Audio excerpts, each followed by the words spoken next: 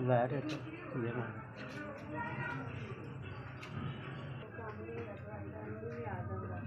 ਮਹਾਰਾਜ ਜੀ 7 ਨੇ 3 ਪੁੱਤਰ 4 ਬੱਚੀਆਂ ਪੈਸਾ ਕੋਕੋ ਜੋ ਕੋ ਹਾਂਜੀ ਵਿਆਹ ਨੇ ਸਾਰੇ ਆਪਣੇ ਬੱਚੇ ਪਾਲਦੇ ਨੇ ਮਜ਼ਦੂਰੀ ਕਰਦੇ ਰਹਿੰਦੇ ਆਪਣੀ ਵੀ ਮਜ਼ਦੂਰੀ ਕਰਦੀਆਂ ਆ ਕੱਪੜੇ ਦਾ ਨਕਸ਼ਾ ਲਾਉਂਦੀਆਂ ਪੁੱਤਰ ਵੀ ਮਜ਼ਦੂਰੀ ਕਰਦੇ ਆ ਉੱਥੇ ਇੱਥੇ ਸੁੱਤਾ ਹਾਂ ਅਤੇ ਉੱਤੋਂ ਸੱਪ ਡਿੱਗਾ 10-11 ਵਜੇ ਰਾਤ ਦੇ ਨਾ ਤੋ ਇੱਥੇ ਡਿੱਗਾ ਅਤੇ ਜ਼ਹਿਰ ਜਿਹੜੀ ਉਹ ਸੱਪ ਦੀ ਚੜੀ ਆ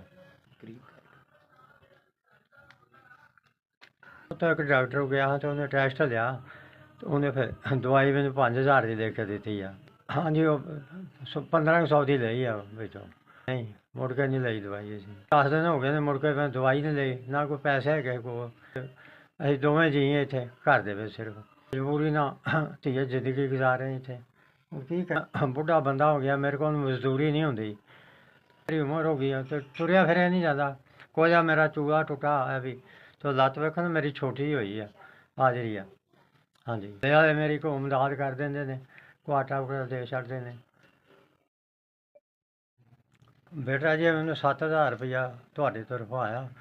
ਅਤੇ ਅੱਲਾਹ ਤਾਲਾ ਤੁਹਾਨੂੰ ਖੁਸ਼ ਰੱਖੇ ਅਤੇ ਆਬਾਦ ਰੱਖੇ ਅਤੇ ਬੱਚਿਆਂ ਦਾ ਭਲਾ ਹੋਵੇ ਤੁਹਾਡਾ ਆ ਗਏ ਨੇ ਜੀ ਉਹਨਾਂ ਦਾ ਭਲਾ ਹੋਵੇ ਅਤੇ ਮੈਂ ਦਵਾਈ ਵੀ ਲਿਆਵਾਂਗਾ ਅਤੇ ਕੋਈ ਚੈੱਕ ਵੀ ਕਰਾਵਾਂਗਾ ਸੁਬਾਹ ਜਾ ਕੇ ਸਾਰਿਆਂ ਦਾ ਭਲਾ ਹੋਵੇ ਬੜਾ ਸ਼ੁਕਰੀਆ ਜੀ ਬੜੀ ਮਿਹਰਬਾਨੀ ਪੁੱਤ ਭਲਾ ਹੋਵੇ ਸਾਰੇ ਤਾਂ ਦੁਆ ਹੀ ਕਰ ਸਕਦੇ ਹਾਂ ਜਿਨ੍ਹਾਂ ਨੇ ਪੈਸੇ ਭੇਜੇ ਆ ਅੱਲਾਹ ਤਾਲਾ ਉਹਨਾਂ ਦਾ ਭਲਾ ਹੋਵੇ ਅਤੇ ਬੱਚਿਆਂ ਦੀ ਜ਼ਿੰਦਗੀ ਹੋਵੇ ਅੱਲਾਹ ਤਾਲਾ ਬਹੁਤ ਬਹੁਤ ਦੇਵੇ ਤਾਲਾ ਅਰਸ਼ਾਂ ਦੇ ਭਾਗ ਲਾਵੇ ਅਤੇ ਖਜ਼ਾਨੇ ਭਰੀ ਰੱਖੇ ਮੇਰਾ ਮੌਲਾ ਤੁਸੀਂ ਮੇਰਾ ਖਿਆਲ ਕੀਤਾ ਜੀ ਬੁੱਢੇ ਬੰਦੇ ਦਾ ਅੱਲਾਹ ਪਾਕ ਤੁਹਾਡਾ ਖਿਆਲ ਰੱਖੇਗਾ ਜੀ ਤੁਹਾਨੂੰ ਜਜ਼ਾ ਦੇਗਾ